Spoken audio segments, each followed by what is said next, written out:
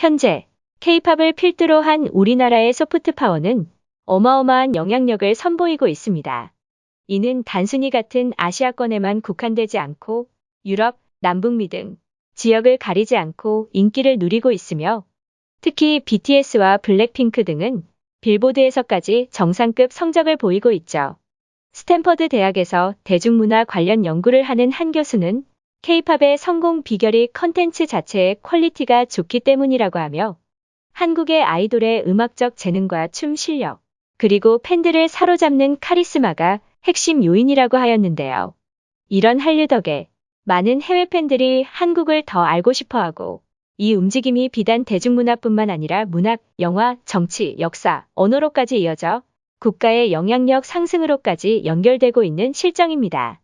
그래서일까요? 이런 K-팝의 인기를 많은 나라들이 부러워하고 있는데요. 이 중 이러한 부러운 감정을 참 삐딱하게 표출하고 있는 나라가 있으니 바로 일본입니다. 구독과 좋아요 한 번씩 부탁드리겠습니다. 감사합니다. 일본은 사실 아이돌 산업의 원조이자 가장 큰 시장을 가졌던 나라인데요. 그렇기에 80년대부터 현재까지 수없이 많은 아이돌들이 만들어졌으며 자국에서 엄청난 인기를 누리고 있습니다. 그러나 이전에도 한번 언급했던 내용과 같이 일본 특유의 갈라파고스화 때문에 아이돌 산업조차도 앞으로 나아가지 않고 고여가기 시작했으며 이에 결국은 우리나라의 K-팝에 아득히 추월당하고 마는데요. 단순히 노래가 더 좋다던지의 문제가 아니라 실력, 노래, 춤, 스타일링, 뮤비의 퀄리티, 프로 정신까지 모든 면에서 비교 자체가 불가할 정도로 차이가 나버리고 있는 상황입니다. 이에 대해 일본 방송에서는 한국의 아이돌들이 대단한 것이 아니라 아이돌에 대한 인식 자체가 다를 뿐이라고 일축하였는데요. 이게 무슨 말이냐 하면 한국은 어릴 때부터 체계적인 연습을 통해 노래와 춤을 익히고 보다 완성적인 무대를 보여주기 위해 노력하는 반면 일본의 아이돌은 미완성이 특징이라며 다소 미숙하고 서투른 모습을 보여줘도 이를 팬들이 응원하고 후원하며 이들이 성장하는 모습을 보는 것이 특징이라는 것이었습니다. 그런데 말은 미숙함에 대해 응원한다면서 막상 일본 아이돌들의 팬미팅 현장을 보면 그저 어린 여자아이들을 대상으로 본인들의 욕구 채우기에 급급한 모습을 보여주며 전형적인 일본의 이중성을 보여줬죠.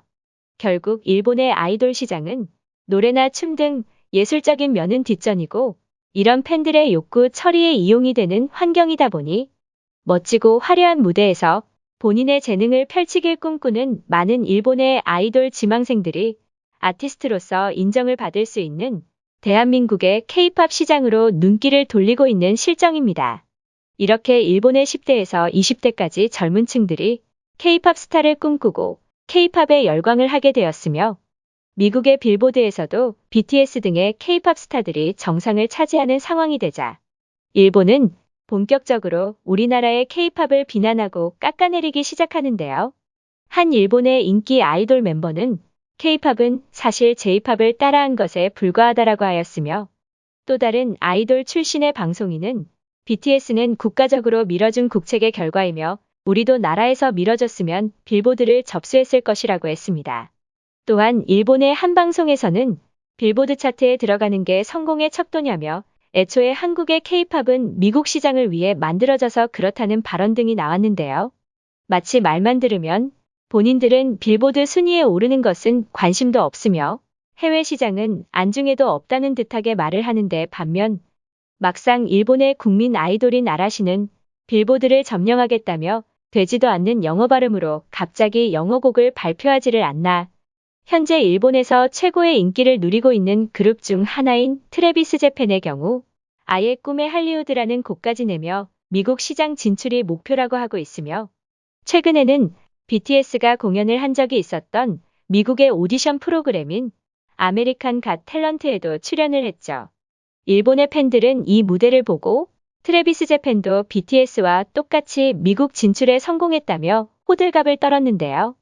애초에 BTS는 아메리칸 갓 탤런트 측에서 축하 무대를 꾸며달라는 요청을 받아 초청 가수로 출연을 한 것이고 트래비스 제펜은 그냥 단순 오디션 참가자로 자기네들이 신청을 해서 출연한 것인데 이걸 비교하고 있다는 것 자체가 참으로 어이가 없을 뿐입니다.